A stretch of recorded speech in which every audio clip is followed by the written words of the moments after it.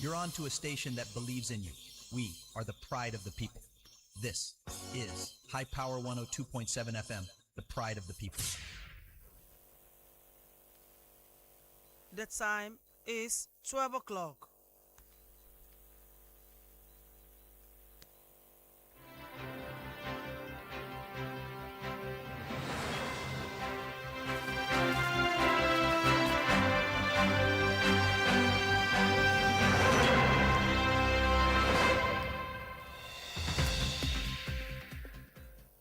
Good afternoon. Here is Hyper 102.7 FM Midday News. I am Olukemi Ajibola. First, the headlines.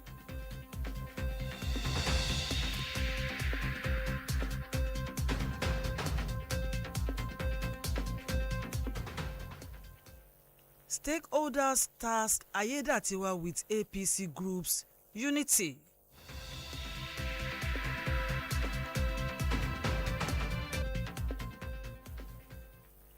State governments receive security allocations.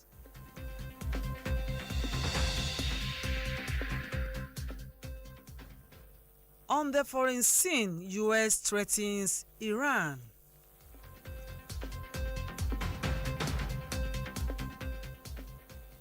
And in sports, Super Falcons stars lose out in WAFCON 2026. Details of this and more in a moment. Please stay tuned.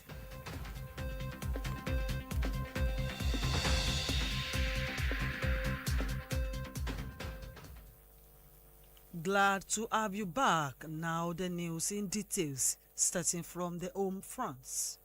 The Ondo State chapter of Agba Imole Renewed Hope Agenda has called on Governor Lucky Ayedatiwa to promote inclusive governance through wider consultations with party leaders and constitutional office holders in the state. The socio-political movement established over 2 decades ago by Progressive Committee Defending Democracy also urged the governor to initiate genuine reconciliation among members of the All Progressive Congress APC to restore confidence and unity with the party. Speaking during a press conference held in Akure, the Ondo State capital, the chairman of the group, Aderemi Adebiyi, warned against allowing governance to be hijacked by a powerful minority. Aderemi said such a situation could weaken democratic institutions, alien stakeholders, and create avoidable political resentments. And to security matters, state governments are receiving billions of naira through relatively new Federation Accounts Allocation, FAC Committee Intervention for Infrastructure and Security. The available half-year budget implementation report showed that at least 435 billion naira in revenue was recorded under the funding window by 29 states between January and June 2026.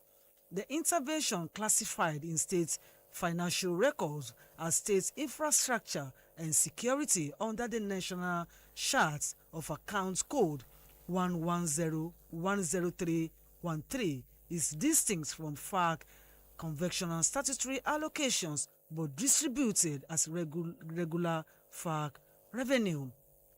The intervention came as Nigeria battles worsening insecurity and huge infrastructure deficit with banditry, kidnapping, attacks on schools and communities, poor roads, and other infrastructure gaps, placing increasing pressure on state governments. Meanwhile, the federal government has planned to decentralize attempted suicide. Trying to tackle one's life is currently punishable by up to 1 year in prison under the colonial era criminal code, while the penal code provides up to a year jail, a fine, or both. Minister of Health and Social Welfare Ali Pate said the existing legal framework treated people experiencing severe psychological distress as offenders rather than persons in need of care.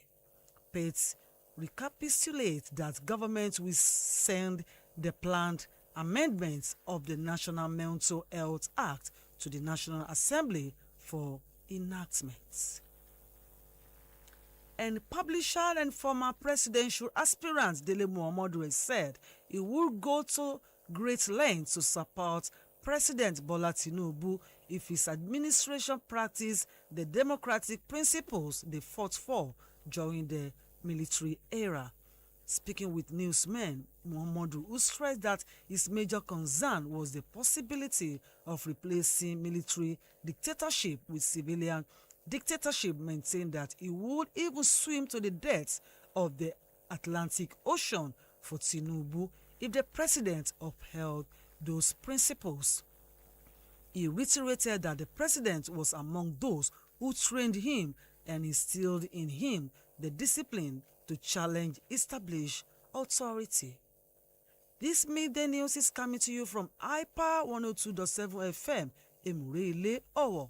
Still to come on the foreign scene, US threatens Iran, and in sports, Super Falcons stars lose out in WAFCON 2026. Whether you're tuning in for breaking news, in-depth analysis, or community updates, Hyper 102.7 FM remains your most trusted source. Because when it comes to news, the truth matters. Hyper FM 102.7.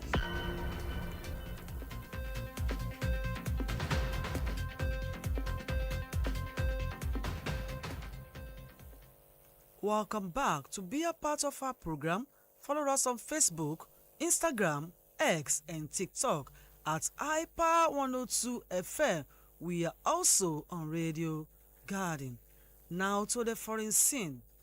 20 migrants deported from the United States have arrived in Liberia, the first group of up to 1,200 people the West African country said it will receive under a new agreement. The agreement has drawn concern from immigration lawyers over the rights of deportees sent to countries they do not call home. The 20 migrants landed at Robert International Airport outside Monrovia, marking the start of a program that could be as many as 1,200 people transferred to Liberia from the United States. Liberian authorities said the deportees may include nationals from Africa as well as people from North and South America and the Caribbean.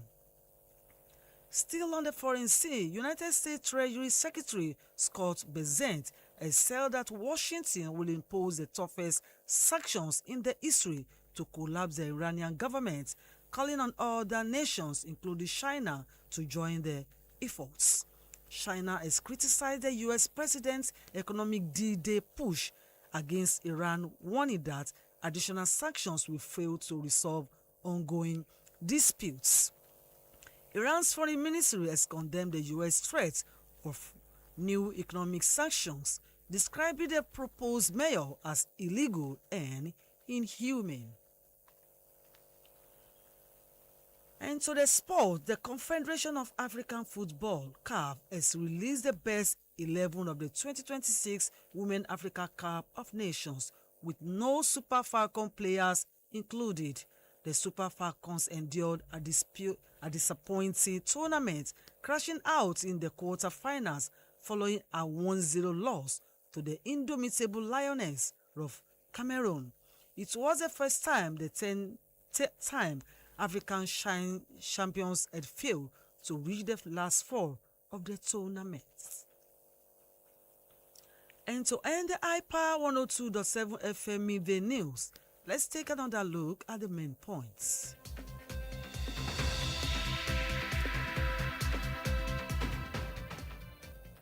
We told you in the course of the bulletin that the Ondo State chapter of Agbaimole Renewed Hope agenda has called on Governor Lucky Ayedatiwa to promote inclusive governance through wider consultations with party leaders and constitutional office holders in the states.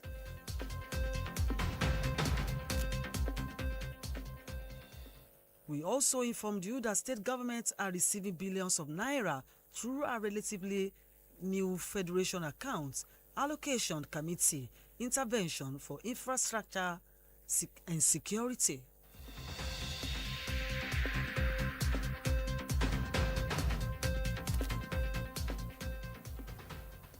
On the foreign scene, United States Treasury Secretary Scott Bessent has said that Washington will impose the toughest sanctions in history to collapse the Iranian government, calling on other nations, including China, to join the efforts.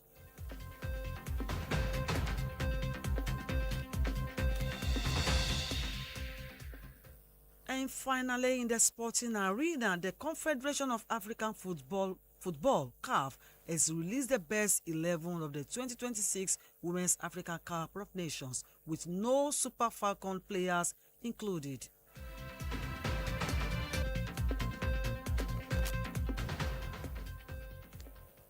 That was the iPower 102.7 FM midday news, edited and read by Olukemi Ajibola. Join us at 7 p.m. for updates. Thanks for listening. Good afternoon.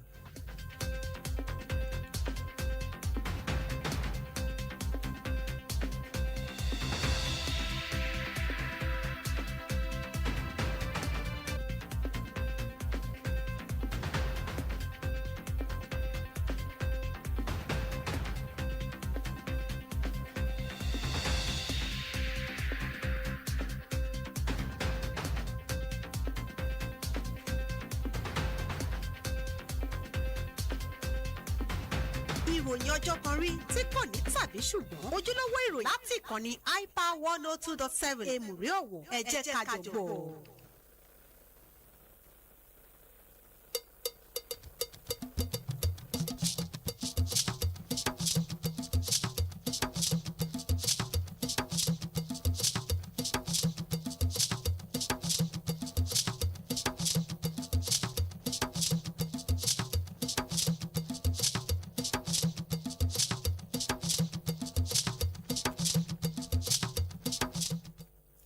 Ẹ̀kásán ìròyìn ọjọ́ kan rí láti iléeṣẹ́ rédíò iPower 102.7 FM. Àlàbá Adéyẹmí ló kọ̀ mí ṣáájú ẹgbẹ́ àkókò tí ń bẹ nínú ìròyìn náà.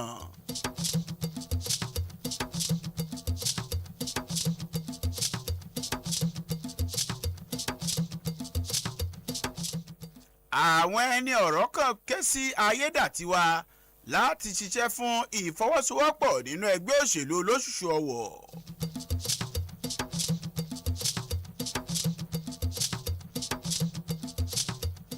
Àwọn ìjọba ìpínlẹ̀ tẹ́wọ́ gba owó tabua lórí ètò ààbò.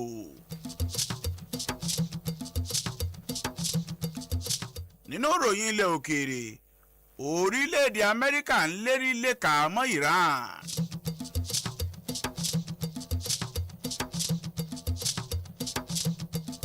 Nínú eré ìdárayá, kò sí ọmọ ikọ̀ Super Falcons kankan nínú àwọn mọ́kànlá tó pegedé jù nínú WAFCON ọdún yìí. Ẹ̀kúnrẹ́rẹ́ ìròyìn ń bọ̀ láìpẹ́, ẹ má yí kúrò ń bẹ̀.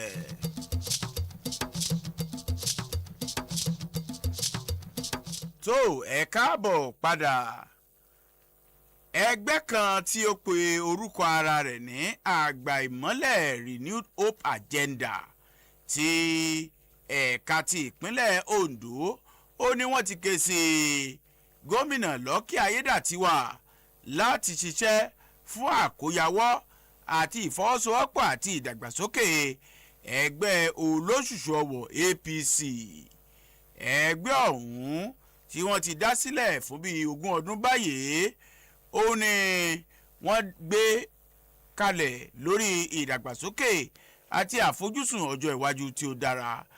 Ẹgbẹ́ ọ̀hún ti wá pe gómìnà láti ṣiṣẹ́ fún ìdàgbàsókè ẹgbẹ́ olóṣùṣù ọwọ̀.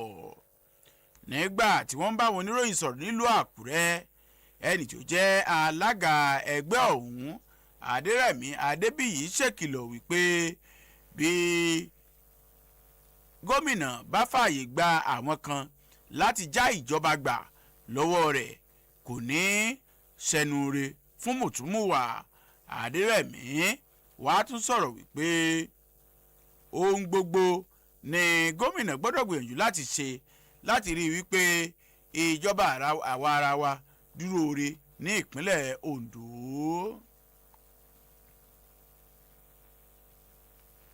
Lórí ọ̀rọ̀ ààbò, àwọn ìjọba ìpínlẹ̀ jákèjádò orílẹ̀-èdè Nàìjíríà ni wọ́n ti ń tẹ́wọ́ gba owó tabua tuntun báyìí tí ó yàtọ̀ sí èyí tí wọ́n ń gbà látòkè tẹ́lẹ̀. Wọ́n ní àwọn àkọsílẹ̀ èyí tí ó jẹyọ láàrin oṣù mẹ́fà àkọ́kọ́ ọdún yìí fi hàn wípé gbogbo àwọn gómìnà lápapọ̀ ni wọ́n tẹ́wọ́ gba owó tí ó tó 495 bílíọ̀nù owó ilẹ̀ wa tí wọ́n sì ṣe àkọọ́lẹ̀ rẹ̀ wípé àwọn ìpínlẹ̀ 29 ni wọ́n gba owó yìí láàrin oṣù kìíní sí oṣù kẹfà ọdún yìí. Wọ́n ní owó yìí ó ní ó wà lábẹ́ àlàkalẹ̀ tuntun fún ṣíṣe iṣẹ́ òde àti ọ̀rọ̀ ààbò lórílẹ̀‐èdè Nàìjíríà. Wọ́n ní wọ́n kọ eléyìí kalẹ̀ lábẹ́ àsíá tuntun tí nọ́mbà rẹ̀ jẹ́ 111-1-3-1. Wọ́n sì ṣàlàyé wípé owó yìí ni wọ́n mọ̀ gbà lọ bẹ́ẹ̀. Owó yìí bó tiẹ̀ jẹ́ wípé wọ́n yà á sọ́tọ̀ láti máa gbójútó ọ̀rọ̀ ààbò tó mẹ́ẹ̀ àti àwọn ohun amáyédẹrùn tí ń bẹ nígboro. Wọ́n ní owó yìí ó ní àwọn gómìnà tí ń gbà papọ̀ láti bẹ̀rẹ̀ ọdún yìí pẹ̀lú èyí tí ń bẹ látòkè. Ẹ̀wẹ̀, ìjọba àpapọ̀ orílẹ̀-èdè yìí ó ní wọ́n ní ìpinnu ti wà o láti sọ gbígbìyànjú láti gbẹ̀mí ara ẹni di èyí tí kìí ṣe ìwà òfin rírú. Wọ́n ní lọ́wọ́lọ́wọ́ báyìí ẹnikẹ́ni tó bá gbìyànjú láti gbẹ̀mí ara rẹ̀ ó ní wọ́n kà sí ẹlẹ́ṣẹ̀ lábẹ́ òfin láti ìgbà tí àwọn èèbó ti ń ṣe ìjọba amúnisìn lórílẹ̀‐èdè Nàìjíríà títí di òní. Wọ́n ní lábẹ́ òfin ti gúúsù orílẹ̀‐èdè yìí ẹni bá dárú aṣọ bẹ́ẹ̀ ṣòro ó ṣeé ṣe kó fi ẹ̀wọ̀n ọdún kan jura. Bẹ́ẹ̀ sì ni lábẹ́ òfin òkè ọya ó ṣeé ṣe kó fi ẹ̀wọ̀n jura tàbí kó sanwó ìtanràn tó gọbọi. Mínísítà fún ètò ìlera lórílẹ̀‐èdè yìí Ali Pateh ó sọ wípé ètò òun ni wọ́n ń ṣe àtúntò rẹ̀ lọ́wọ́ báyìí láti lè jẹ́ kí wọ́n yí òfin yìí padà wípé ọ̀pọ̀lọpọ̀ àwọn tó ń gbìyànjú àti gbẹ̀mí ara wọn wípé ọ̀rọ̀ ọpọlọ orí àbí ìrònú ló sábà ń fà á, kò yẹ kó sì jẹ́ ẹ̀ṣẹ̀ tí wọ́n ó kà sí wọn lẹ́sẹ̀ lábẹ́ òfin. Bẹ́ẹ̀ sì ni ẹni tí ó jẹ́ òǹdùpò sí ipò ààrẹ lábẹ́ àṣẹ ẹgbẹ́ òṣèlú PDP tẹ́lẹ̀ rí Délé Mọ̀mọ́dù ó ní ó ti sọ wípé bó bá jẹ́ wípé Bọ́lá Tinubu ṣe ohun tó ń fẹ́ ni wípé òun ò bá bá a jáde láti bá a kéde ìpolongo ìbò mìíràn pé ṣùgbọ́n ó fẹ́ farajọ wípé ìṣèjọba tó ń bẹ lóde yìí kàn dàbí ìgbà téèyàn fi ìjọba adókòkò mọ́ni ológun kéèyàn wá fi èyí tí ó jẹ́ adókòkò mọ́ni alágbádá rọ́pò rẹ̀. Ó sọ èyí nígbà tí ó ń bá àwọn oníròyìn sọ̀rọ̀ lánàá tí ó sì sọ wípé òun kò ṣàtìlẹ́yìn fún ààrẹ Bọ́lá Tinubu látàrí ìdí èyí.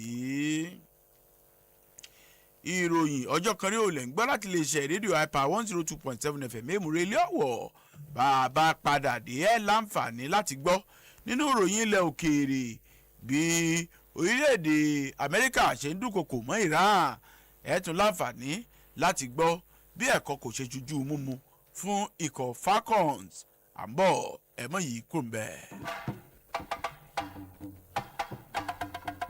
ìròyìn o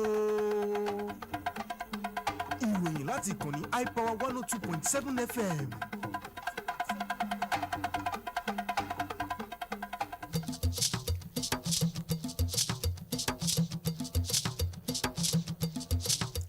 ẹ káàbọ̀ padà láti máa tẹ̀lé wa àti láti máa rí wa wò bí ìran lórí àwọn ìtàkùn ìbádọ́rẹ̀ẹ́ lórí ayélujára ẹ ló máa tẹ̀lé wa lórí ìtàkùn ìbádọ́rẹ̀ẹ́ Facebook, Instagram, X àti TikTok pẹ̀lú àdírẹ́sì @hyper1027fm àbí kẹ́ ẹ lọ mọ́ tẹ̀lé wa kẹ́ ẹ sì mọ́ gbọ́ wa ketekete jákèjádò àgbáyé lórí ìtàkùn ìgbọ́ rédíò Radio Garden.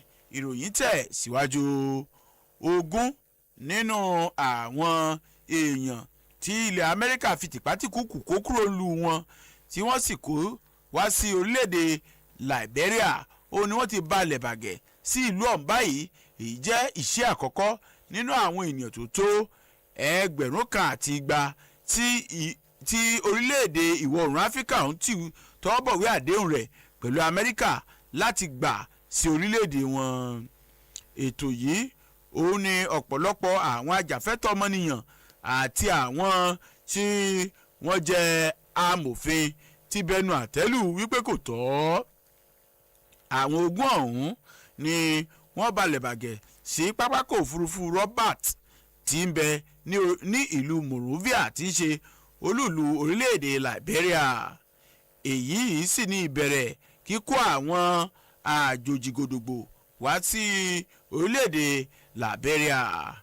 Àwọn aláṣẹ orílẹ̀-èdè Liberia ó ní wọ́n sọ wípé àwọn tí wọ́n ṣí nídìí wá sí orílẹ̀-èdè àwọn yìí ní àwọn ọmọ ilẹ̀ adúláwọ̀ ń bẹ́nu wọn, àwọn ọmọ agbègbè Amẹ́ríkà ń bẹ́nu wọn, bẹ́ẹ̀ sì ni àwọn agbègbè Caribbean náà wà ń bẹ́ẹ̀. Tẹ̀síwájú nínú ìròyìn ilẹ̀ òkèèrè wọ́n ní orílẹ̀-èdè Amẹ́ríkà gba ti ọ̀dọ̀ ẹni tó jẹ́ akọ̀wé ìṣúná orílẹ̀-èdè ọ̀hún ó ní èyún Scott Brensett ó ní wọ́n ṣèlérí wípé àwọn yóò fi ìfòfindè tó burú jùlọ de orílẹ̀-èdè Iran láti lè rí i pé orílẹ̀-èdè ọ̀hún náà ó padà wò ó. Wọ́n sì rọ àwọn orílẹ̀-èdè tó yí orí ti ṣẹ́gi ọlà fún lágbàáyé láì ṣe bẹ́ẹ̀ gẹ́gẹ́. Orílẹ̀-èdè China ó ní ó ti bu ẹnu àtẹ́lu ààrẹ orílẹ̀-èdè Amẹ́ríkà lórí bó ṣe ń ti àwọn orílẹ̀-èdè wẹ́wẹ́wẹ́ gbọ̀ngbọ̀n. Ẹni tó jẹ́ mínísítà fún ilẹ̀ òkèèrè ní orílẹ̀-èdè Iran ó ní ó ti bu ẹnu àtẹ́lu ọ̀rọ̀ tí orílẹ̀-èdè Amẹ́ríkà sọ yìí tí ó sì ṣàpèjúwe rẹ̀ gẹ́gẹ́ bí èyí tí kò bójúmu.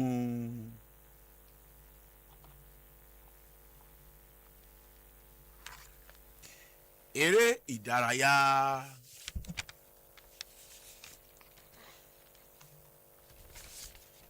Kò sí ọmọ ikọ̀ Super Falcons orílẹ̀-èdè Nàìjíríà kankan nínú àwọn 11 èyí tí àjọ tí ń ṣètò eré bọ́ọ̀lù nílẹ̀ Áfíríkà kéde gẹ́gẹ́ bí àwọn 11 àkọ́kọ́ tí ó dára jù nínú ìdíje WAFCON tí ó ṣẹ̀ṣẹ̀ tẹnubẹ́po.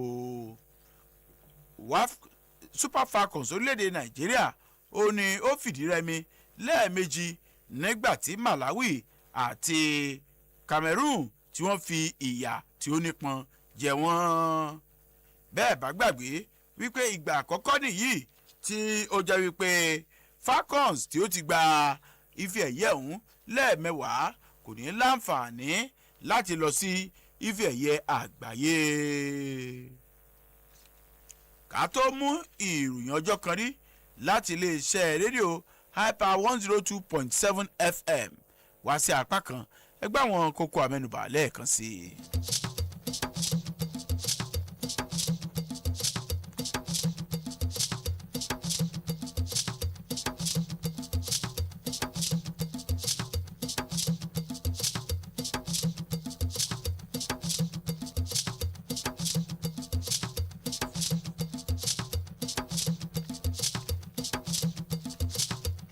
nínú ìròyìn àfitóyin létí wípé àwọn ẹgbẹ́ kan ni wọ́n ti ké sí gómìnà Lucky Ayédàtiwa láti ṣiṣẹ́ fún ìdàgbàsókè àti ìrẹ́pọ̀ nínú ẹgbẹ́ òṣèlú olóṣùṣù ọwọ̀. àtúmùwá sétígbọ̀yìn wípé owó tùlùtùlù ó ní àwọn gómìnà ń gbà báyìí fún ètò ààbò àti ṣiṣẹ́ òde lábẹ́ àlàkalẹ̀ tuntun léyìí tó yàtọ̀ sí owó tí wọ́n ń gbà láti Àbújá tẹ́lẹ̀. àtúmùwá sétígbọ̀yìn pé ẹni tó jẹ́ akọ̀wé ètò ìṣúná lórílẹ̀‐èdè Amẹ́ríkà Scott Bessent òun ni ó ti ṣèlérí pé àwọn ìfòfindè tí ó nípọn ni wọ́n ò fi de orílẹ̀‐èdè Iran kó bá lè wò wómúwómú. nínú eré ìdárayá àfitóyin létí pé lẹ́yìn tí àjọ tí ń ṣètò eré bọ́ọ̀lù lórí ilẹ̀ adúláwọ̀ ìyún CAF kéde àwọn mọ́kànlá tó pegedé jù nínú ìdíje ọ̀hún ní àwọn ọmọ Nàìjíríà tó mọ̀ wípé kò sí